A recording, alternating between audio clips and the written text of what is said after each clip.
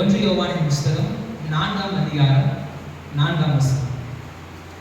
ஒன்று யோவானின் புஸ்தகம் 4ஆம் அதிகாரம் 4ஆம் வசனத்தை நாம் வாசிக்கலாம்.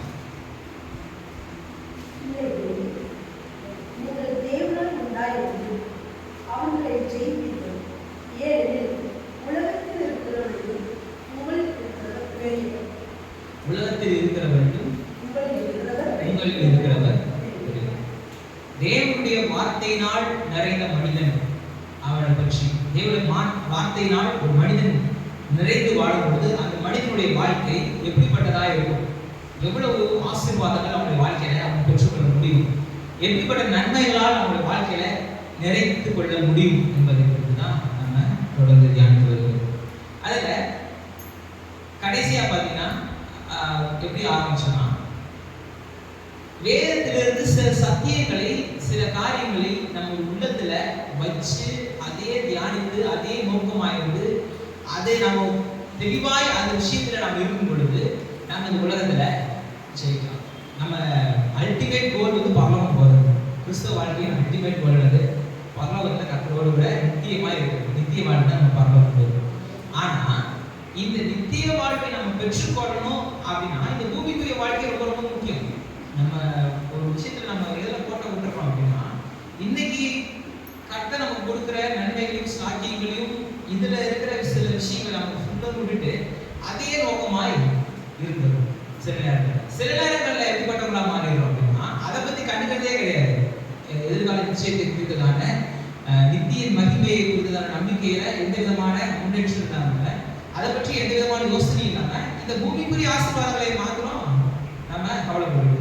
இப்படி ரெண்டு எக்ஸ்ட்ரீம்ல போய்கிட்டு இருக்கு. ஆனா இதுல சரியாக நம்ம ஸ்டாண்ட் எடுக்கிறது ரொம்ப ரொம்ப முக்கியம்.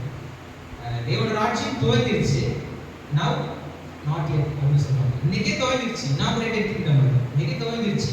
ஆனா அதனுடைய மகிமையை நம்ம வர நாட்கள்ல நித்தியத்தில் நம்ம பார்க்க போறோம். ஆனா இன்னைக்கு அதனுடைய ஃபோர் டேஸ்ட் முன்ருசியை நம்ம அனுபவிக்க முடியும். அதுதான் நம்ம தொடர்ந்து பார்த்தோம். அதுல கடைசியா பார்த்தா புது சிருஷ்டி, நாம புதுசாய் நம்மளை கர்த்தர் சிருஷ்டித்து இருக்கிறார் அப்படின்றத நம்ம தெளிவாய் பார்த்தோம். அதனுடைய தொடர்ச்சி தான், அப்படியே அதனுடைய தொடர்ச்சி தான். ஆனா இன்னைக்கு இன்னையிலிருந்து அடுத்த சில வாரங்களுக்கு இன்னொரு சப்டாபிக், நம்ம போன வாரம் அந்த சப்டாபிக்கை முடிச்சோம். நம்ம புது சிருஷ்டின்ற சப்டாபிக்கை நம்ம முடிச்சோம்.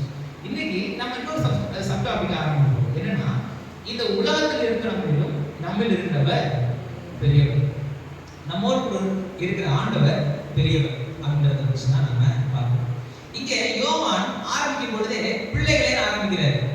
ஏன் அப்படி ஆரம்பிக்கிறாரு அப்படின்னு பார்த்தீங்கன்னா, நீங்க பைபிள்ல ரொம்ப கடைசியா எழுதப்பட்ட புஸ்தகங்கள் பார்த்தீங்கன்னா யோவானுடைய புஸ்தகங்கள் தான். யோவான் எழுதின சுவிசேஷம், யோவான் எழுதின நிருபங்கள், 3 நிருபங்கள் இருக்கு. அதுக்கப்புறம் வெளிப்படுத்தின விசேஷம், இது மூன்றுமே அவர் எழுதுறாரு. எப்ப எழுதுறாரு பார்த்தீங்கன்னா, கிட்டத்தட்ட எல்லா அப்போஸ்தலரும் மரிச்சிட்டாங்க. இயேசு கிறிஸ்துவோட கூட இருந்தாங்க பார்த்தீங்களா, எல்லாருமே மரிச்சிட்டாங்க, இரத்த சாட்சியாக மரிச்சிட்டாங்க. கிட்டத்தட்ட 45ல இருந்து ஆரம்பிச்சு 45, 46 ஆரம்பிச்சு அந்த 80, 88 வரைக்கும் பார்த்தீங்கன்னா எல்லாருமே மரிச்சிட்டாங்க.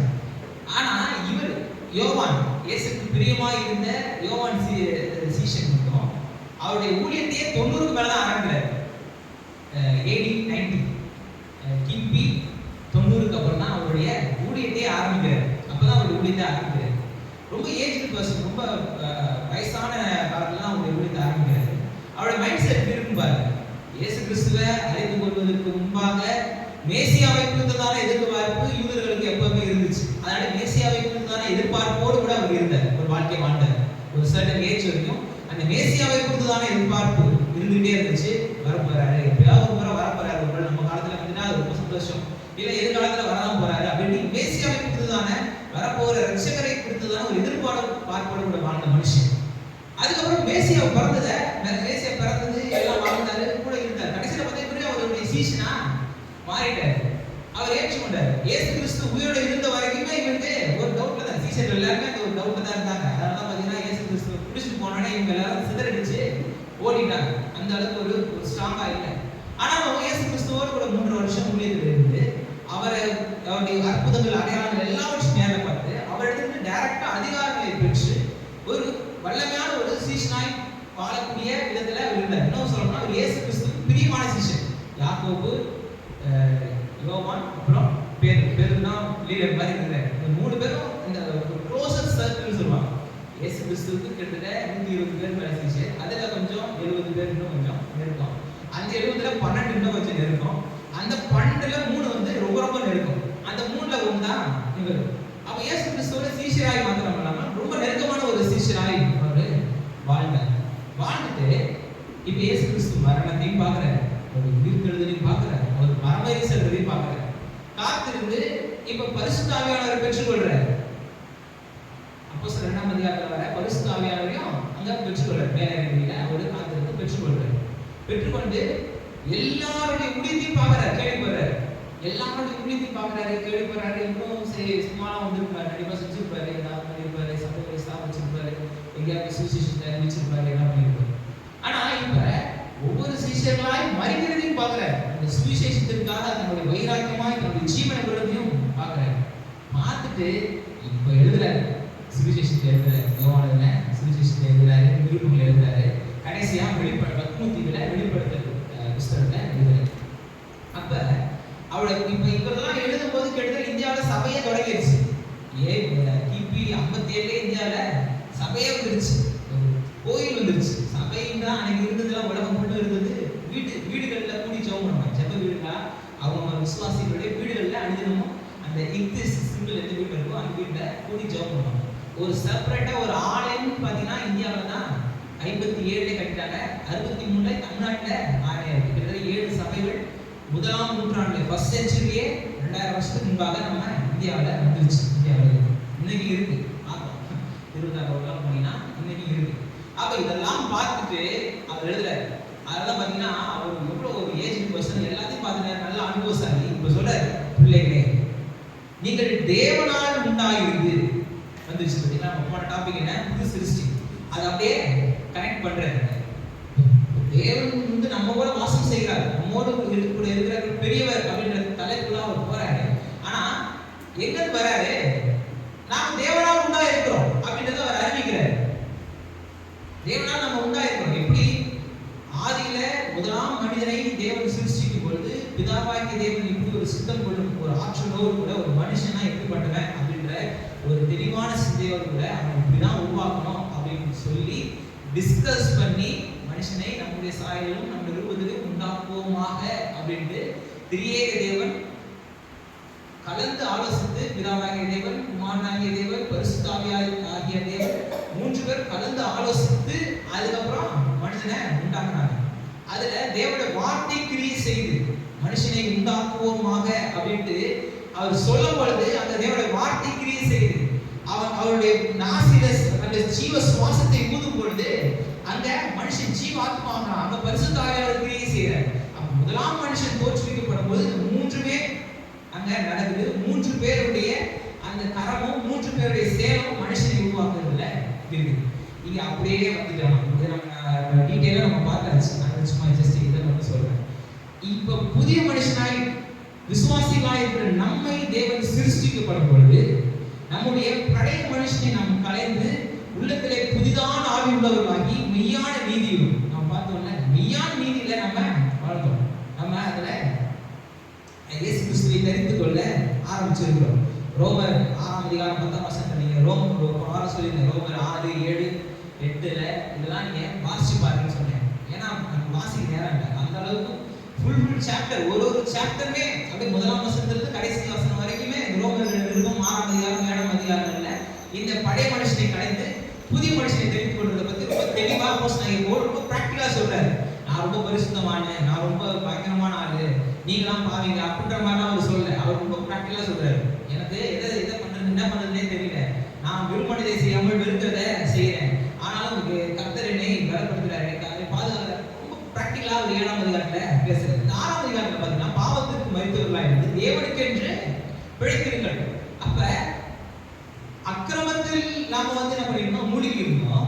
இப்ப புதிய ஜீவன் நமக்கு உண்டாகும் பொழுது நம்ம மறுபிறப்பு அடையும் பொழுது நம்முடைய பழைய மனுஷனை கலைந்து கொண்டு புதிய மனுஷனை நம்ம தெரிந்து கொள்ளணும். அதுதான் எபேசியர் 4ஆம் அதிகாரத்துல 22ஆம் வசனத்திலிருந்து நம்ம வாசிச்சோம். எபேசியர் 4:22 அந்தபடி முந்தின நடக்கைக்குரிய மோசம் போக்கும் இச்சைகளாலே கெட்டு போகிற ஒரு பழைய மனுஷன் அந்த மனுஷனை டிஃபைன் பண்றாரு, விவரிச்சு சொல்றாரு. அவன் யாரு, அவன் எப்படிப்பட்டவன், அவனுடைய குணம் என்ன, அவன் எப்படிப்பட்ட ஒரு டைட்டில் இருக்குது அவனுக்கு அப்படின்னு பாத்தீங்கன்னா, முந்தின நடக்கக்கூடிய மோசம் போக்கும் இச்சைகளாலே கெட்டு போகிற பழைய மனுஷனை கலைந்து போட்டு அதை காட்டி போட்டு அது வேணாம் அப்படின்றது. உங்கள் உள்ளத்திலே புதிதான ஆவி உள்ளவர்களாகி இவற்றிற்கு புதிய மனுஷனுக்கு டிஃபைன் பண்றாரு. 24 வசனத்துல மெய்யான நீதியிலும் பரிசுத்தத்திலும் தேவனுடைய சாயலால் சிருஷ்டிக்கப்பட்ட சிருஷ்டிக்கப்பட்ட. அப்ப புதிய மனுஷன் தேவன் சிருஷ்டிக்கிறார். நம்ம ரட்சிப்புல நாம் புதிய மனுஷனை தரித்துக் கொள்ளும் பொழுது அந்த மனுஷனை சிருஷ்டித்தது யாரு? தேவன். யாருடைய மாதிரியில சிருஷ்டிக்கிறாரு? ஆதாமுடைய மாதிரியில சிருஷ்டிக்கல, கர்த்தராகிய இயேசு கிறிஸ்துவினுடைய மாதிரியில சிருஷ்டிக்கிறார். மனுஷனாய் வெளிப்பட்ட அந்த மாசற்ற தெய்வத்தினுடைய சாயலை இப்ப சிருஷ்டிக்கிறார். இப்ப அந்த அந்த அதிகாரத்தை நமக்கு தராரு. இப்ப மெய்யான நீதியிலும் பரிசுத்தத்திலும் தேவனுடைய சாயலாய், இப்ப மறுபடியும் யாருடைய சாயல்? இப்ப தேவனுடைய சாயல்ல சிருஷ்டிக்கப்பட்ட புதிய மனுஷனை தரித்துக் கொள்ளும். இப்ப யார் இந்த பழைய மனுஷனுடைய குணாதிசயங்களை எடுத்து போறதும் புதிய மனுஷனுடைய சுபாவங்களை தரித்துக் கொள்வதும் யாரு பண்ண வேண்டிய வேலை? நாம பண்ண வேண்டிய வேலை. கர்த்தருடைய ஆவியானவருடைய உதவி கொண்டு நாம செய்ய வேண்டிய வேலை. கலைந்து போட்டு தரித்துக் கொள்ளுங்கள், நீங்க செய்யுங்க அப்படின்ற நம்ம தான் செய்யணும். ஏன்னா ஏன் அதை செய்யணும் அப்படின்னா, கர்த்தர் மனுஷனை பாவத்திற்கு முன்பாக அவன் என்ன பண்றாரு? டிசிஷன் எடுக்கக்கூடிய அதிகாரத்தை தராரு. நடந்துச்சு அவனுக்கு எல்லாவற்றையும் அனுபவிக்கக்கூடிய அதிகாரம் தராரு. அதான் சொன்னேன், மனுஷன் பாவத்துல விழுற அந்த 3ஆம் அதிகாரத்தை வாசிக்கும் போது நமக்கு நிறைய விஷயம் நமக்கு தெரியுது. அதுல ரொம்ப தெரியுது என்னன்னா, மனுஷனை கர்த்தர் எவ்வளவு வளமை நிறைந்தவராய் படைச்சிருந்தாருன்னா, அவன் ஒரு தவறு செய்யறான், போய் பண்ண போறான்னு கர்த்தருக்கு தெரியும். கர்த்தருக்கு தெரியுமா தெரியாதா? நல்லா தெரியும், போய் தெரியும். ஆனா போய் தடுக்கவே இல்லை. ஏன் தடுக்கல? ஏன்னா தன்ன மாதிரியே அவரை உண்டாக்கி இருக்கிறாரு. அவன் போய் அந்த டிசிஷன் எடுத்து அந்த டிசிஷனை அவன் செயல்படுத்துறதுக்கு அதிகாரத்தை அவனுக்கு கொடுத்துருக்கிறாரு. அதை அவர் தடுத்தாருன்னா அப்புறம் அவர் செஞ்சதே அங்க தப்பாயிடும். அதனால தடுக்கவே இல்லை. அவனுடைய டிசிஷன்ஸை விடுறாரு. ஆனா பாவத்துல வந்ததுக்கு அப்புறம் என்ன பண்றாரு? அவனுக்கு ஒரு ஆடைய கொடுத்து அப்படின்ட்டு அங்கதான் ஒரு டாமினேஷன் வருது. அங்கதான் கர்த்தர் வந்து இடைப்படுறாரு. போடு அப்படின்ட்டு அத்தி மரத்தினால் உண்டாக்கப்பட்ட ஆடைகளை கலைந்து இவர் ஒரு தோல் ஆடைகளை தராரு. இப்ப அப்படியே புதிய மனுஷனுக்குள்ள வந்தீங்கன்னா, அதான் நான் சொன்னேன், தேவன் காலம் மாதிரி இந்த செயல் பழைய மனுஷனுடைய சுபாவங்கள், பழைய மனுஷனுடைய சிருஷ்டிப்பு, பழைய மனுஷனுடைய செயல்கள், பழைய மனுஷனுடைய பேச்சு எல்லாத்தையும் சொல்லிட்டு அப்படியே புதிய மனுஷனுடைய காரியங்களை பார்த்தீங்கன்னா அற்புதமா நம்மளுக்கு பரிசுத்த வேதாகமம் வந்து நிறைய காரியங்களை புரிய வைக்கும். அதுல பாத்தீங்கன்னா இங்க மறுபடியும் எப்படின்னா, எப்படி முதலாவது மனுஷனை டிசிஷன் எடுக்கக்கூடிய விதத்துல எப்படி சிருஷ்டிக்கிறாரோ அதே மாதிரிதான் இங்கேயும் சொல்றாரு. இப்ப டிசிஷன் வந்து பழைய மனுஷனை கலைஞ்சு போட்டு புதிய மனுஷனை தரித்துக் கொள்ளும். இத ஆவியானவர் நமக்குள்ளாக இருக்கிறதுனால இப்ப நம்மளால அதை செய்ய முடியுது. இப்ப நம்ம ரட்சிக்கிறதுக்கு பழைய மனுஷனை முந்தின மனுஷனை தோற்றுவிக்கிறதுக்கு எப்படி கிரியேட்டர் வேலை செஞ்சாரோ அதே போல இப்ப நம்மளை சிருஷ்டிக்கிறதுக்கு புதிய மனுஷனை சிருஷ்டிக்கிறதுக்கு விசுவாசிகளை புதிய ஜீவன் மார்க்கத்தில் அவர்களை நடத்துவதற்கு பிதாவாகிய தேவன் ஒரு சித்தத்தை கொள்றாரு. உலக தோற்றத்துக்கு முன்பாகவே மனுஷனுடைய ரட்சிப்பிற்கான திட்டத்தை அவர் ஏற்படுத்துறாரு. ஆண்டவராய் இயேசு கிறிஸ்துவின் மூலமா இந்த ரட்சிப்பின் திட்டத்தை நிறைவேற்றுறாரு. பரிசுத்த ஆவியானவர் நமக்குள்ளாக அனுப்பி இப்ப எப்படிப்பட்ட வாழ்க்கை வாழ வைக்கிறாரு? அந்த புதிய ஜீவ மாற்றத்தின் வாழ்க்கையை வாழ வைக்கிறாரு. இப்ப டிசிஷன் எடுக்க வேண்டிய ஆளு பழைய ஆடையை களைந்து போட்டு புதிய ஆடையை நான் தரித்து கொள்ளணும். அப்படின்னா என்ன? என்னைய மற்றவங்க பார்க்கும்பொழுது நான் என்ன போட்டுக்கணும் அதான் பார்ப்பாங்க. நான் இன்னைக்கு நான் என்ன சட்டை போட்டிருக்கேன் அப்படின்னா என்ன கலர்னே தெரியல. அது மாதிரி அழுக்கான ஒரு ஒயிட் மாதிரி இருக்கு. அது என்ன கலர்னு சொல்ல முடியல. ப்ளூ கலர் சட்டை யாரும் சொல்ல மாட்டாங்க. இது இந்த கலர் தான் சொல்லுவாங்க. என்ன கலர் தான் தெரியல. இந்த சாண்டில் ஐவரி சாண்டில் சொல்லணும், இந்த கலர் தான் சொல்லுவாங்க. என்ன கலரை போட்டிருக்கோமோ அந்த கலர் தான் சொல்லுவாங்க. அப்ப பழைய மனுஷனை பார்ப்பாங்களா, புதிய மனுஷனை மற்றவங்க பார்க்கணுமா, இல்ல பழைய மனுஷனை பார்க்கணுமான்ட்டு யார் டிசிஷன் எடுக்கணும்? நான் தான் டிசிஷன் எடுக்கணும். என்னை குறித்து நான் தான் டிசிஷன் எடுக்கணும். என்னை மற்றவங்க பார்க்கும்போது, என்னுடைய செயலை பார்க்கும்போது, என்னுடைய பேச்சை பார்க்கும்போது, என்னுடைய நடக்கையை பார்க்கும்பொழுது அவங்க பழைய மனுஷனை பார்க்கறாங்களா இல்ல புதிய மனுஷனை பார்க்கறாங்களா? பழைய மனுஷனை நான் வெளிப்படுத்துறேனா இல்ல புதிய மனுஷனை வெளிப்படுத்துறேனா? பழைய மனுஷனுடைய குணாதிசயங்கள் எப்படிப்பட்டதா இருந்துச்சு, புதிய மனுஷனுடைய குணாதிசயங்கள் எப்படிப்பட்டதா இருக்கணும் அப்படின்றத நம்ம தெளிவா பார்க்கணும். அப்ப இப்படிதான் தான் கர்த்தர் நம்மளை புதிதாய் புதிய ஜீவனுள்ள மார்க்கத்துல நம்மளை நடத்துகிறார். ஏன் செய்யறாரு? எபேசியர் 2:10 ஏனெனில் நற்கிரியைகளை செய்வதற்கு நாம் கிறிஸ்து இயேசுவுக்குள் சிருஷ்டிக்கப்பட்டு, மறுபடியும் சிருஷ்டிக்கப்பட்டு தான் வருது. என்ன சிருஷ்டித்தார்? அதே வாழ்க்கை தான் நம்ம வாழ்றோம், அதே மாதிரி தான் இருக்கோம். நாங்கள் சொல்லுங்கல்ல, ஞானஸ்நானம் எடுக்கும் பொழுது எனக்கு ஞானஸ்நானம் கொடுத்தாங்க. நான் ரொம்ப பயங்கரமா ஏதோ கற்பனை ஸ்கூல் படிக்கும்போது ஞானஸ்நானம் கொடுத்தாங்க.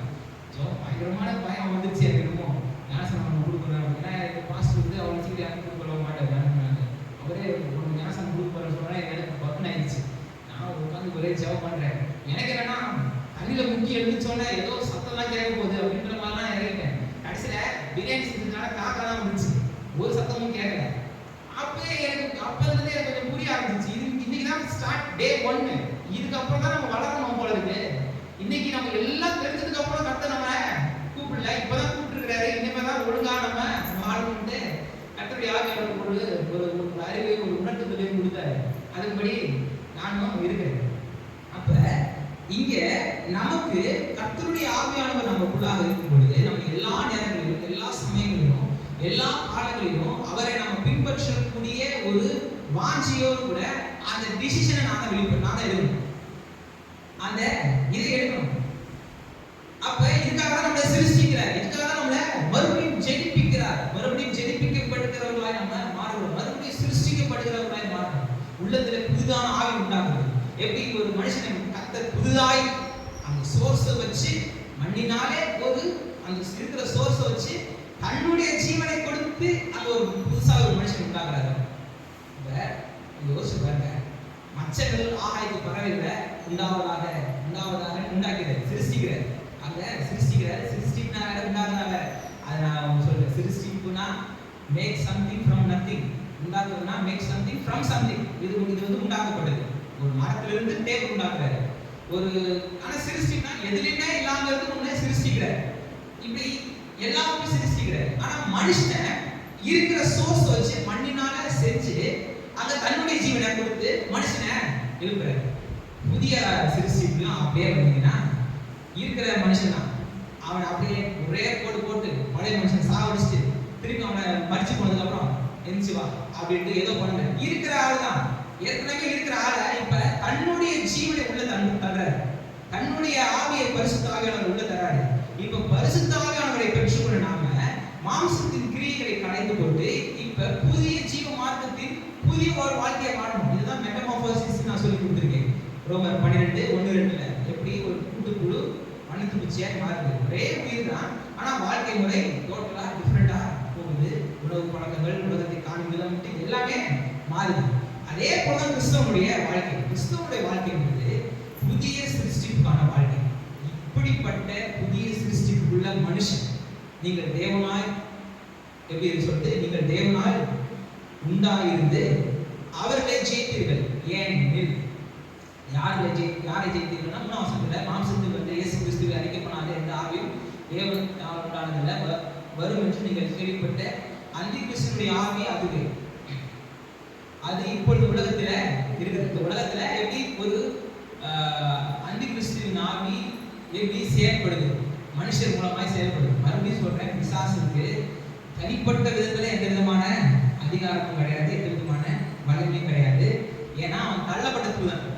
மனுஷனை தேவன் சிருஷ்டித்த விதம் எப்படிப்பட்ட விதம் அப்படின்னா தனக்கு அடுத்தபடி மனுஷன் தான், தேவதூதர்கள் அல்ல. 8ஆம் சங்கீதத்துல ரொம்ப தெளிவா சொல்லுது, தேவனிலும் சற்று சிறியவனாக்கினீர். அந்த வார்த்தைக்கு நம்ம தெளிவா பார்க்கணும். நான் ஃபர்ஸ்ட் 2 வாரங்கள்லயே என்ன ஃபவுண்டேஷன் சொன்னா இதெல்லாம் நீங்க டக்கு ரீகால் பண்ணிடணும். சர்வத்திலையும் தேவன் தான் பெரியவர், தேவனுக்கு அப்புறம் மனுஷன் தான். தன் கரத்தின் கிரியைகள் எல்லாவற்றுக்கும் அவனுக்கு ஆளுகை. அப்ப தூதர்களை குறித்து எபிரேயர்ல நம்ம வாசிச்சோம், அவர்கள் நமக்கு பணிவிடை செய்யக்கூடிய ஆவிகள் அப்படின்னு எபிரேயர்ல வாசிக்கிறோம். அப்ப இது தேவனுக்கு சார்ந்து வாழ்கிற ஒரு தேவ தூதர்களுக்கே இது ஒரு டைட்டில் தான். இப்ப இவன் தள்ளப்பட்ட தூதனுக்கு எப்படிப்பட்ட ஒரு வல்லமை இருக்கும்? அவனுடைய வல்லமை அவ்வளவுதான். இன்னும் சொல்ல போனா அதான் சொன்னேன்ல, நரகத்துல சொன்னா நரகத்துல ராஜாவை உட்கார்ந்து சிங்காசனத்துல உட்கார்ந்து வரவங்க போறவங்க எல்லாரையும் முடிச்சு அடிச்சு பத்தியா என் நம்பியா உன்னை நான் என்ன பண்றப்பா டார்ச்சர் பண்றப்ப அதான் சந்தோஷம் அப்படின்ற மாதிரி இல்லை. ஏன்னா அவன் கஷ்டப்படணும் உருவாக்கினாலும் அவன் அது ஒன்றும் ஜாலியெல்லாம் இல்லை நரகத்துல. அவனை கடைசி நரகத்துல தள்ளும் பொழுது அவன் அங்க வேதனை படுறதுக்கு தான் அங்க வச்சிருக்கிறார். அதனால அவனு ராஜாதி ராஜாவா இல்லை. ஆனா அவனுக்கு ஒரு விஷயம் தெரியும், மனுஷனை ஏமாத்த தெரியும். இன்னும் சொல்ல போனா அவனுக்கு ஏமாத்த தெரியுன்றதோட மனுஷனுக்கு ஏமாற தெரியும். ஒரே ஒரு ஸ்ட்ராட்டஜி தான். என்ன ஸ்ட்ராட்டஜி? நீங்க பாருங்க, மாம்சத்தின் இச்சை, கண்களின் இச்சை, ஜீவனத்தின் பெருமை, இது மூணுத்தை அங்க ஸ்டார்ட் பண்ணதுதான். அதே ஸ்ட்ராட்டஜி தான் இத்தனை வருஷமா பண்ணிக்கிட்டே இருக்கான். மனுஷன் அதுல விழுந்து போயிட்டு அவனுக்கு கீழ்படிச்சுட்டு. இப்ப மனுஷனை கொண்டுதான் கர்த்தருக்கு விரோதமாய் என்ன பண்றான்? கிரியை செய்யறான். அவனுக்கு என்ன தெரியும்? கர்த்தருக்கு விரோதமாய் செயல்பட வைக்க தெரியும். செயல்பட முடியாது. கர்த்தருக்கு விரோதமாய் கர்த்தருக்கு விரோதமாய் நினைச்சாலே அடிபட்டு போகுது. ஆனா தன்னுடைய சாயலின்படி மனுஷனை சிருஷ்டிச்சதுனால அந்த மனுஷனை வச்சு கர்த்தரை எதிர்க்க கிரியை செய்ய முடியும். அதனாலதான் மனுஷனாய் கர்த்தர் வந்தார். அது இயேசு கிறிஸ்து 2 வாரமா சொல்றது அதான். எதுக்கு இயேசு கிறிஸ்து வந்தாரு? ஐயோ, அவர் நல்ல ஒரு மனுஷன், நல்லா வாழ்ந்து நன்மை செய்கிறவரா இருக்காரு, இவங்கெல்லாம் சேர்ந்து பிடிச்சி அடிச்சிட்டாங்க. அப்புறம் அவர் கடவுளாச்சே, நல்லா எந்திரிச்சு விட்டாரு. ஆனா அந்த அடிக்கிற நேரத்தில் அவரால் காப்பாற்ற முடியல, அவர் யாருமே காப்பாற்ற முடியல. ஐயோ கத்துனாரு, இப்பெல்லாம் நிறைய பேர் நினைச்சிட்டு இருக்காங்க. ஆனா அப்படிலாம் கிடையாது. அதை அவர் சேர்ந்து தான் வந்தாரு. அதை நிறைவேற்றுகிறதுக்காக தான் வந்தாரு. மனுஷனாய் வந்து மரணத்தை தன்னுடைய சரீரத்தினாலே ஏற்றுக்கொண்டு மனிதர்களை மீட்கும்படியாய், மனிதர்களை விடுவிக்கும்படியாய், மனிதர்களை கர்த்தரோடு கூட இணைக்கும்படியாய் கர்த்தராகிய இயேசு கிறிஸ்து இந்த பூமியில வெளிப்படுறாரு. ஏதேன் தோட்டத்துல பிதாவாகிய தேவன் பிரிவினை சொல்றாரு, போ அப்படின்ட்டு வெளியே தொடர்ந்துட்டு வச்சது என்ன? சுடர்வழி பட்டயத்தை வைக்கிறார். வேத வசனத்தை குறிச்சு என்ன சொல்லுது? அது இருபுறமும் கற்புள்ள பட்டயம்னு சொல்லுது. அப்ப வச்சது என்ன? ஏதோ ஒரு பெரிய அருவாளை, நீ நல்லா தீட்டி கூடிய வேலை இருக்கு பார்த்தீங்களா, பெரிய பெரிய அருவா வச்சிருப்பாங்க சில கிராமங்கள். அது மாதிரி ஒரு பெரிய அருவாவை தீட்டி வந்த உடனே போட்டு வேண்டு ஒரு ஏதேன் தோட்டத்து வாசல்ல கர்த்தர் வந்து கட்டி வச்சுட்டு போல அங்க வச்சது தேவனுடைய வார்த்தை. அவரோட வார்த்தையை வைக்கிறாரு. என்ன வார்த்தை? நீ புசிக்கினாலே சாவாய்ன்னு சொன்ன அந்த வார்த்தைக்கு என்ன பண்ணுது? சுடர்வழி பட்டயமா வீசிக்கிட்டு இருக்கு. இப்ப மனுஷனால தேவனை அணுக முடியல. இப்ப எது தடுத்து நின்று இருந்துச்சோ அதுவே இப்ப ஒரு பெரிய வழியை உண்டாக்குது. அந்த வார்த்தை மாம்சமாகி கிருபையினாலும் சத்தியத்தினாலும் நிறைந்தவராய் நமக்குள்ள வாசம் செய்து இப்ப நம்மை தேவனோடு கூட சேர்க்கும் வழியை பிசாசானவனுக்கு பெரிய இதெல்லாம் கிடையாது. ஆனா அவன் தெரியும், மனுஷனை ஏமாற்ற தெரியும், மனுஷனுக்கு ஏமாற தெரியும். அதனால நம்ம என்ன பண்ணிடுறோம்? சிலர்ல அவனுக்கு விழுந்து போயிடுறோம். விழுந்து போய் அவனுடைய பாதையில நடக்க ஆரம்பிச்சோம். ஆனா இப்ப நமக்கு புதிய ஜீவன் உள்ள மாற்றத்தை நமக்கு தெரியப்படுத்தி இப்ப புதிய ஆவி உள்ளவர்களாய் இருக்கிற நமக்கு, பழைய மனுஷனை கலந்து போட்ட நமக்கு உள்ளத்திலே புதிதான ஆவி உள்ளவர்களாகி மெய்யான நீதியிலும் பரிசுத்தத்திலும் தேவனுடைய சாயலாய் சிருஷ்டிக்கப்பட்ட புதிய மனுஷனை தெரிந்து கொண்ட நமக்கு பிசாசை ஜெயிக்கக்கூடிய அதிகாரத்தை கொடுத்திருக்கிறார். இப்ப நம்மளால பிசாசை எளிதா ஜெயிக்க முடியும், எளிதா மேற்கொள்ள முடியும், டிசிஷன் எடுக்க முடியும். இதை நான் பேசுவேன், இதை நான் பேச மாட்டேன். கர்த்தருக்கு பிரியமான வார்த்தை நான் பேச மாட்டேன். இது கர்த்தருக்கு பிரியமில்லாத செயலை நான் செய்ய மாட்டேன் அப்படின்னு என்னால் டிசிஷன் எடுக்க முடியும். டிசிஷன் மட்டும் இல்ல, அதை செயல்படுத்தவும். இதான் கிறிஸ்தவ வாழ்க்கை. சரி, அப்ப என்ன சொல்றாரு? ஏன் அப்படி பண்ண முடியுது? எப்படி நம்ம ஜெயிக்க முடியுதுன்னா, இந்த உலகத்துல இருக்கிறவனிலும் நாம உலகத்துல தான் இருக்கிறோம். ஆனா பிசாசான உலகத்துக்கு அதிபதின்னு சொல்லுவோம். வேதவசனம் போகுது. உலகம் மனுஷன் கையில கத்து கொடுத்தாரு. மனுஷன் என்ன பண்றான்? பவர் ஆஃப் அட்டார்னியை எழுதி நீ தான் ஓனர் விட்டு அவனுக்கு கொடுத்துட்டான். ஆனா ஒரிஜினலா யாருக்கு கொடுத்தா காட்டு? உலகத்தை, பூமியை பண்படுத்தி காத்துக்கொள், இதை நல்லா பலப்படுத்து. நான் உனக்கு ஒரு மாடல் வச்சிருக்கேன், இந்த மாடல் படி பூமி, ஒட்டுமொத்த பூமியை நீ பண்படுத்தி அதை காத்துக்கொள் அப்படின்ட்டு மனுஷன் கையில கொடுத்தாரு. மனுஷன் தூயிருக்கு என்ன பண்ணா? அதிகாரத்தை, பவரை, அது இது நம்ம பத்திரமா இவன் பேர தான் இருக்கு. ஆனா பவர் ஆஃப் அட்டார்னி எழுதி என்ன பண்ணினா, நீ தான் மாடல்ன்ற மாதிரி இதுக்கு எல்லா அதிகாரத்தையும் பிசாசுகையில, சாதனையில, தள்ளப்படுத்துவதுக்கு மனுஷன் கிட்ட கொடுத்து இப்ப இந்த மீட்பும்படி, சரி செய்யும்படி விலைக்கிரயம் கொடுத்து, தன்னுடைய ஜீவனை கொடுத்து, தன்னுடைய சுயத்தை கொடுத்து இங்க நம்மளுக்கான மீட்பை கர்த்தர் உண்டாக்குறார். இந்த உலகத்துல இருக்கிற, உலகத்துல அதிபதியா இருக்கிறாங்க, இவனை விட நமக்குள் இருக்கிறவர் பெரியவர். இப்ப நமக்குள் இருக்கிற பெரியவர் அப்படின்றத நம்ம ஒருபோதும் மறந்துடக்கூடாது. நம்ம புது சிருஷ்டின்றதை மறந்துடக்கூடாது. இப்படிப்பட்ட தேவனுடைய வார்த்தைகள் தான் நம்ம மனசுல இருக்கணும். பிரச்சனை வந்தோடனே எல்லாத்தையும் ஆட்டம் கண்டுக்கூடாது. நம்ம புது சிருஷ்டி, ஒரு விஷயத்தை நம்ம டிசிஷன் எடுக்கும்போது நான் புது சிருஷ்டியா இருக்கிறேன், இப்ப ஒரு பெரிய பிரச்சனை வந்தோடனே ஐயோன்னு தவிச்சிட்டு இருக்க கூடாது. தவிப்பு எல்லாரும் இருக்கும் தான். ஆனா அதன் மத்தியில நாம என்னோடு கூட இருக்கிற தேவன் பெரியவர்ன்ற உணர்வு நமக்கு அதிகமா இருக்கும். அதை பத்தி மனிதன் நாம் சரீரத்தை நம்ம ஃபர்ஸ்ட் முதல் வாரத்துல இருந்து முதல் 2 வாரங்கள்ல அதெல்லாம் வாசிச்சோம். உச்செய்தி கேட்கிறதுனால பயப்படாது. அவன் இருதயம் கர்த்தரை நம்பி திடனாயிருக்கும்.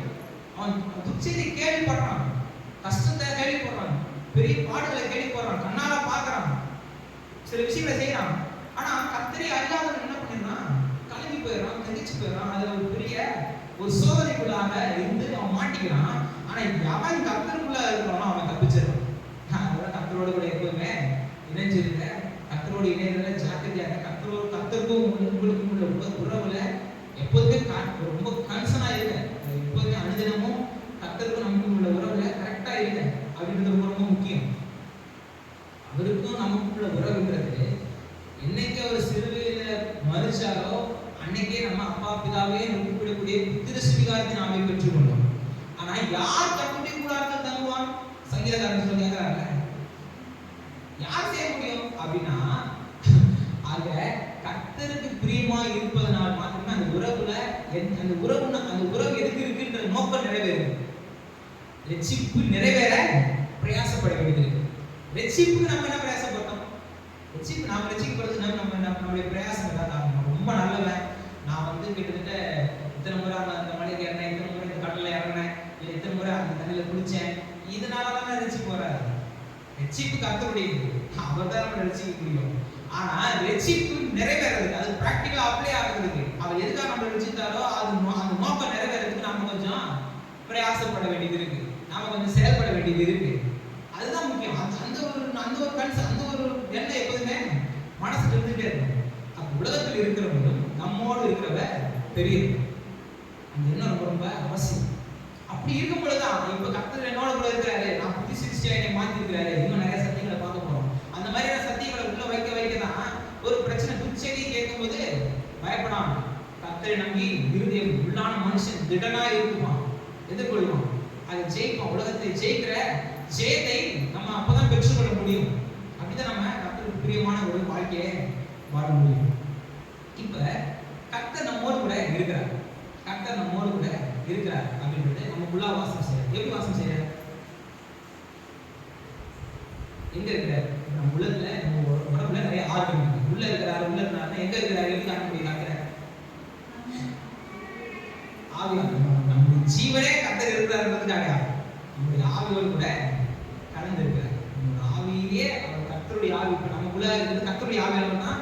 நம்ம மாம்சீகமான இந்த ஆவியில அவருடைய ஆவி இணைந்து இப்ப இருக்கிறார். ஆனா இப்ப என்ன விஷயம் பார்த்தீங்கன்னா, அவருடைய வார்த்தை நமக்குள்ளாக இருக்கும் பொழுது, நீங்கள் என்னிலும் என் வார்த்தை உங்களிலும், உங்களுக்குள்ளாக இருக்கிற வார்த்தை மூலமாய் உள்ள இருக்கிறது கர்த்தர்ன்றதை நம்ம பறைசாற்ற முடியும். கர்த்தர் நம்மோடு கூட இருக்கிறார் என்பதை, கர்த்தர் எனக்குள்ளாக வாசம் செய்கிறார், இந்த உலகத்தில் இருக்கிறவர்களும் எங்களோடு கூட இருக்கிறவர் பெரியவர் அப்படின்றத நாம் எதன் அடிப்படையில் நாம் நிரூபிக்க முடியும், எதன் அடிப்படையில் இதை நம்ம பயன்படுத்த முடியும். இதை நான் எப்படி சொல்றேன், பிராக்டிகலா நம்ம அப்ளை பண்ண முடியல, ஒரு டாபிக்கை நம்ம பிராக்டிகலா அப்ளை பண்ண முடியல, அதை நம்ம தெரிஞ்சுக்கணும்னு அவசியம் கிடையாது. நடைமுறைப்படுத்தப்படாத எந்த கிரிய சத்தியமும் வீண் தான். அப்ப தேவன் எனக்குள்ள வாசம் செய்யறாரு, எனக்குள்ள அவர் இருக்கிறாரு அப்படின்றத நான் முழு நிச்சயமா நம்புறேன். உங்க ஒவ்வொருத்தருக்குள்ள இருக்கிறத நம்புறேன், நான் விசுவாசிக்கிறேன். அது உண்மை. அது 200 300 400% கூட எத்தனை சதவீதம் போடுவோம் அத்தனை சதவீதம் உண்மை. ஆனா அதனால நம்ம என்ன பிரயோஜனம் அப்படின்னு பார்த்தீங்கன்னா, இந்த பூமிக்குரிய வாழ்க்கையில நாம அவருடைய பிள்ளைகளாய் வாழ்கிறது, அவருடைய உள்ள இருந்து அவருடைய வார்த்தையை எடுத்து பயன்படுத்தி நம்மளால வாழ முடியும். இப்ப உலகம் சர்வமும் எல்லாமே பார்த்தீங்கன்னா அவருடைய வார்த்தையினால உண்டாகும். அதான் சொல்றாரு, இயேசு சொல்றாரு, மலைகளை பார்த்து பேர்ந்து தள்ளுண்டு போ அப்படின்னா அது அப்படியே ஆகும். ஏன் அப்படி ஆகும்? ஏன்னா அந்த மலை உண்டாக்குறது கர்த்தருடைய வார்த்தை. கர்த்தர் ஒரு வாசகம்ல யோவான் விசேஷம் 1 அதிகாரத்துல உண்டானது என்றும் அவராலே நம்ம உண்டானது. யோவான் 1:1 எடுத்து வாசிங்க, 1, 2, 3 எடுத்து வாசிங்க.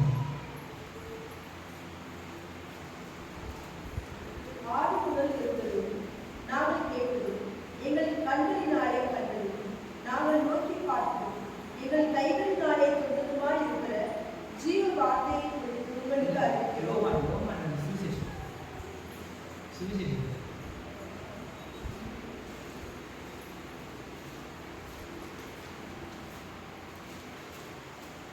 ஆதியிலே வார்த்தை இருந்தது, அந்த வார்த்தை தேவனிடத்தில் இருந்தது, அந்த வார்த்தை தேவனாய் இருந்தது. அவர் ஆதியிலே தேவனோடு இருந்தார். சகலமும் அவர் மூலமாய் உண்டாயிற்று. உண்டானது ஒன்றும் அவராலே அல்லாமல் உண்டாகவில்லை. அவருக்குள் ஜீவன் இருந்தது, அந்த ஜீவன் மனுஷனுக்கு ஒளியாக இருந்தது. அப்ப உண்டானது ஒன்றும் அவராலே அல்லாமல் உண்டாகவில்லை. அப்ப எல்லாமே அந்த வார்த்தையினால கர்த்தர் உண்டாக்குறாரு. இப்ப அதே வார்த்தையை கொண்டு எல்லாவற்றையும் நம்ம என்ன பண்ண முடியும்? சரி செய்ய முடியும். இல்லாதவைகளை இருக்கிறவைகளை போல அழைக்கிற தேவன் அப்படின்னு நம்முடைய தேவனை குறித்து பரிசுத்தராக நமக்கு போதிக்கிறது.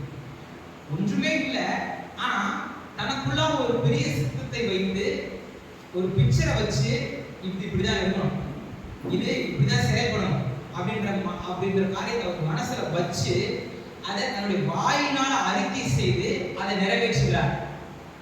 நாம காண்கிற சந்திரனாக இருந்தாலும் சரி, சூரியனாக இருந்தாலும் சரி, பெரிய பெரிய நட்சத்திரங்களாக இருந்தாலும் சரி, இந்த பிரபஞ்சத்தையே கர்த்தர் எப்படி உண்டாக்குறாரு அப்படின்னா அந்த வார்த்தையின் வல்லமை. ஏதோ சும்மா போற போல சொல்லிட்டு போல, அவருக்குள்ள ஒரு இன்டென்ஷன் இருந்துச்சு, ஒரு நோக்கம் இருந்துச்சு. இத்தனை காலம் இருக்கணும், இத்தனை காலத்துக்கு அப்புறம் இப்படி மாறும், இதனுடைய பெருவெடிப்பு வந்து அவருடைய வாயிலிருந்து கூறப்பட்ட பெருவெடிப்பு இன்னும் போயிட்டு இருக்கின்றாங்க.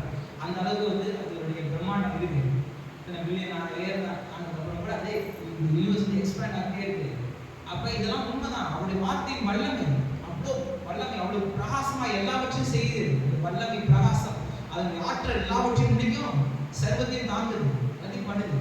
அப்ப அதே மாதிரி இப்ப நாம அவருடைய சாயல சிருஷ்டிக்கப்பட்டோம். நாம விசுவாச அறிக்கை செய்யுங்க அப்படின்னா ஏதோ ஒன்று மனப்படம் பாரம்பரியத்தில் சொல்லுவாங்க, விசுவாச அறிக்கை சொல்லுவாங்க. அது கொஞ்சம் நிறுத்தி என்ன சொல்றேன், அது ஏன் சொல்றேன், அந்த காரணம் சொல்றேன்னா சில பேருக்கு தெரியும், நிறைய பேர் உணர்ந்தான் சொல்லுவாங்க. ஆனா சில பேருக்கு தெரியாது, சொல்லதான் தெரியும். தவிர அது ஏன் சொல்றானே தெரியாது. அது பாரம்பரியம் மாறி போச்சு. இப்ப விஷயம் என்னன்னு கேட்டீங்கன்னா, விசுவாசத்தை அறிக்கை செய்யும் பொழுது நான் என் வாழ்க்கையில ஒண்ணு தேவை, நம்ம ஒண்ணு எதிர்பார்க்கிறோம். இப்ப நான் விசுவாசமா அறிவிக்கிறேன், நான் ஜெயமா விசுவாச அறிக்கை செய்யறேன் அப்படின்னா இது கடைசிக்கு ஆசோகம், இது கடைசிக்கு ஆசோகம் நாளே வந்துடும், தப்பு இல்லை. ஆனா எப்படி சொல்லணும், நமக்குள்ளாக முதல்ல அது இருக்கணும். எனக்குள்ள அந்த பிக்சர் இருக்கணும். அது யாரு, எப்படிப்பட்டது, என்ன காரியம், அதோடைய பிக்சர், மொத்த பிக்சரும் எனக்கு இருக்கணும். அது வந்தா எப்படிப்பட்ட காரியங்களை நான் செயல்படணும், அது வந்தா நான் எதிர்பார்க்கிற எதிர்கால விஷயத்தை நான் பெற்றுக்கொண்டா அதை எப்படி நான் செயல்படுத்துன்ற பிக்சர் மொத்தம் என் மண்டைக்குள்ள இருந்து என் இருதயத்துல இருந்து என் உள்ளான மனுஷத்துல இருந்து இப்ப நான் அறிக்கை செஞ்சா அது அப்படியே இப்படிதான் விசுவாச அறிக்கை செய்யணும். விசுவாசத்துல பேசுறேன், விசுவாசத்துல அறிக்கை செய்யணும்னா ஏதோ சொல்றாங்கன்றதா கடமைக்காக சொல்றதுனால ஒன்றும் நடக்கிறது கிடையாது.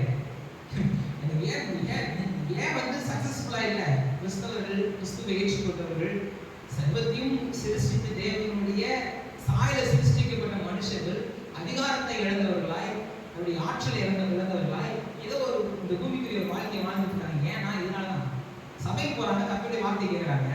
ஆனா அதை வந்து என்ன பண்ணல, உள்ள போல டாக்டர் போய் மருந்து வாங்கிட்டு பத்திரமா வீட்டு வச்ச மாதிரி வாங்கிட்டு வந்து சத்தியத்தை கூட்டு போயிட்டு பத்திரமா வச்சுட்டு போயிடும். என்னைக்கு அதை நம்ம உள்ள எடுக்கிறோமோ அன்னைக்குதான் சரியாகும். அப்ப இது உள்ள போக போக இப்ப நமக்கு ஒரு பெரிய பிக்சர் வரணும், நமக்கு ஒரு பெரிய ஒரு எதிர்காலத்தை குறித்துதானே ஒரு தெளிவான சிந்தனை நமக்கு இருக்கணும். அது கர்த்தருடைய வார்த்தையின் அடிப்படையில் இருக்கணும். அந்த கர்த்தருடைய வார்த்தையின் அடிப்படையில் அந்த சிந்தையை நம்ம அறிக்கை செய்யும் பொழுது நிச்சயமாய் கர்த்தர் அதை வாய்ப்பு செய்வதாக இருக்கிறார். இப்ப தேவன் அப்படிதான் செய்யறார். தேவனுடைய வார்த்தையில் அடங்கி இருக்கிறது பார்த்தீங்கன்னா, அவர் வார்த்தையில சொல்லும் பொழுது, அவர் அறிக்கை செய்யும் பொழுது எப்படிப்பட்ட ஒரு இது இருந்துச்சு, அவருக்கு ஒரு பிக்சரைஸ் இருந்துச்சு. அவர் வந்து அவர் தெளிவாக என்ன பண்றாரு, பார்த்துட்டு இப்ப அதை அறிவிக்கிறாரு. அறிவிச்சு அது நாவினால அவர் சொல்லும் பொழுது அந்த அப்படியே ஆயிற்று, அது அப்படியே ஆயிற்று. அது பெரிய நன்மையை கொடுக்கக்கூடியதா இருந்தது. அதே மாதிரி தான் எண்ணங்கள், கற்பனைகள் அது நிஜத்துல கொண்டு வரக்கூடியதாக இருக்கு. அப்ப நம்முடைய சிந்தை, நம்முடைய உணர்வுகள், அதன் அடிப்படையில் நம்முடைய தீர்மானங்கள் எல்லாம் இதன் அடிப்படையில் தான் நாம இருக்கும் பொழுது நிச்சயமாய் கர்த்தர் நமக்கு பெரிய காரியத்தை செய்கிறவராக. அப்ப நம்ம கொடுத்த பிக்சர் எங்க பார்க்கிறோம், புத்தி பண்ண செய்திகளை பார்க்கணும்ல, அல்லேலூயான்னு ஆரம்பிச்சு செம்மையானவர்களுடைய வம்சம் ஆசீர்வதிக்கப்படும். அது சொல்லும் போதே என் வம்சம் இப்படிதான் இருக்கும், எப்படி இருக்குமோ தெரியல, தருதலையா இருக்குன்னு சொல்லக்கூடாது. அப்படிங்கிற பார்த்து இது என்ன ஆகுமோ தெரியல எனக்கு அப்படி பேசக்கூடாது. இங்க 114 அதுதான் கர்த்தர் எழுதி வச்சார். 114 சங்கீதத்தை பார்த்து அதன் அடிப்படையில் சொல்லுங்க, இவன் இப்படிதான் இருப்பான், இது இப்படிதான் இருக்கும், இவன் இப்படிதான் இருப்பான் அப்படின்ட்டு பிள்ளைகளை கொடுத்து தெளிவான ஒரு சிந்தையோடு கூட அதை பத்தி ஒரு பிக்சரைஸ் பண்ணுங்க. அப்படியே 114 சங்கீதத்தை வீட்டில் போய் வாசிக்கணும். மறுபடியும் வீடு வாசி ஆஸ்தியும் ஐஸ்வர்யமுள்ளவனா இருப்பான், அவன் சந்ததி பூமியில வளர்த்திருக்கும், செம்மையானவர்களின் வம்சம் ஆசீர்வதிக்கப்படும்.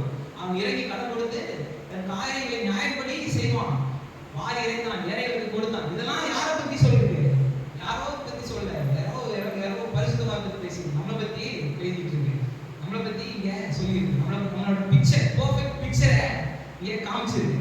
இந்த அடிப்படையில் பார்த்து இதை உள்ள வச்சு துர்ச்சியை கேட்கிறதுனால பயப்படான், அவன் இருதயம் கர்த்தரை நம்பி திடனா இருக்கும்னு சொல்லும் பொழுது, ஆமா இப்போ சில விஷயங்கள் கேள்விப்படும் பொழுது நம்ம பார்க்கும்பொழுது நம்ம கண்களால் மாத்திரம் அதை பார்த்து துன்மார்க்கருக்கு வரும் பலனை காண்பார்கள் அப்படின்ற வசனம் நம்ம ஞாபகம் வரணும்.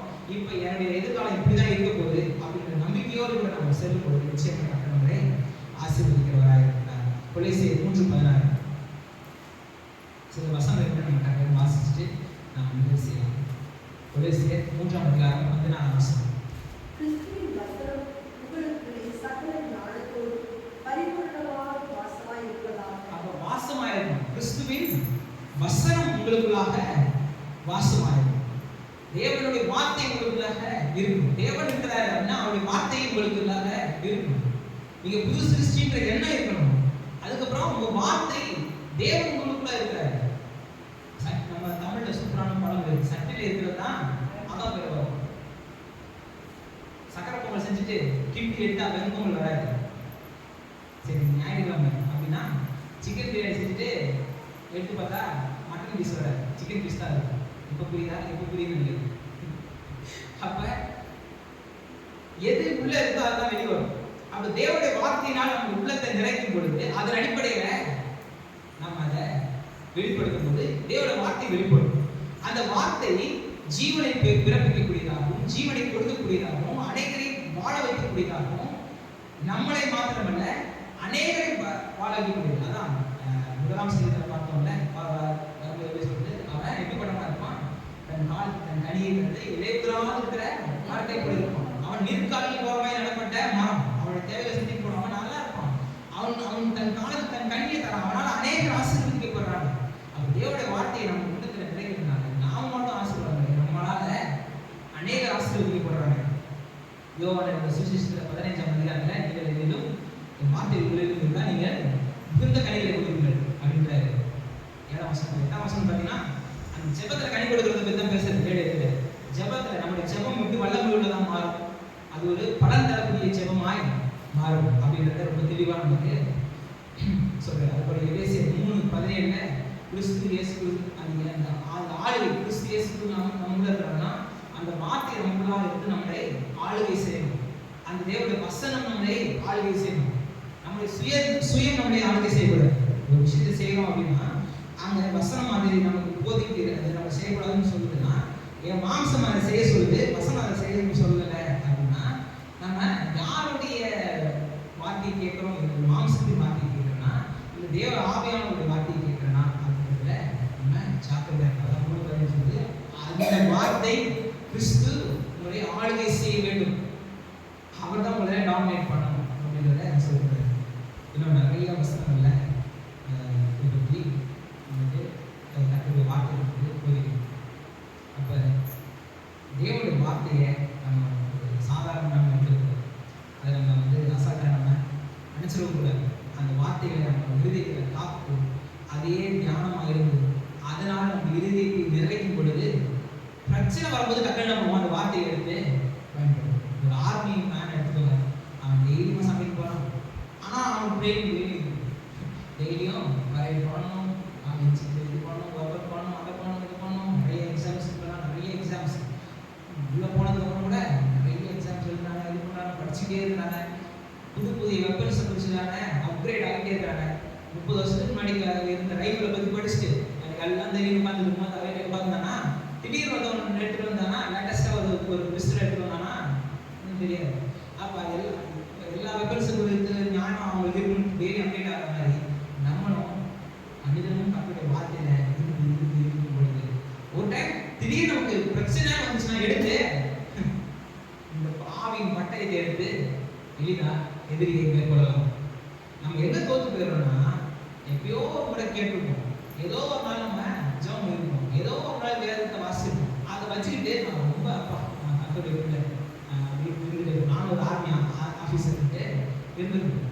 பிரச்சனைன்னு வந்தோடனே அந்த பிரச்சனை கொஞ்சம் பெருசானோடனே நமக்கு தெரிஞ்ச பழைய டெக்னிக்கை யூஸ் பண்ணோம்னா இது அங்கே நம்ம அடிபட்டு போயிடுறோம். அப்போ வேதத்தில் நம்ம அப்டேட் ஆகிடுது, மனிதனும் தியானிக்கும் பொழுது இதுலேயே நம்ம நோக்கமாக இருந்து இதுலேயே நம்ம ட்ரைனிங் அதிகமாக எடுக்க நம்மளுடைய பக்குவம் அடைஞ்சு, நம்மளுடைய சரீரமாக சரி ஆவியான இதுலேயே பக்குவம் அடைஞ்சு இப்போ கர்த்தருடைய வார்த்தையின் அடிப்படையில் நம்ம இந்த உலகத்தில் யுத்தம் செய்யணும். ஏன்னா வார்த்தைக்கு வல்லமை இருக்கு. அந்த வார்த்தை தேவனுடைய வார்த்தையாக இருக்கும்போது அது மிகுந்த வல்லமையை கொடுக்கக்கூடியதாக இருக்குது. ஏன்னா சர்வமும் அந்த வார்த்தையினால்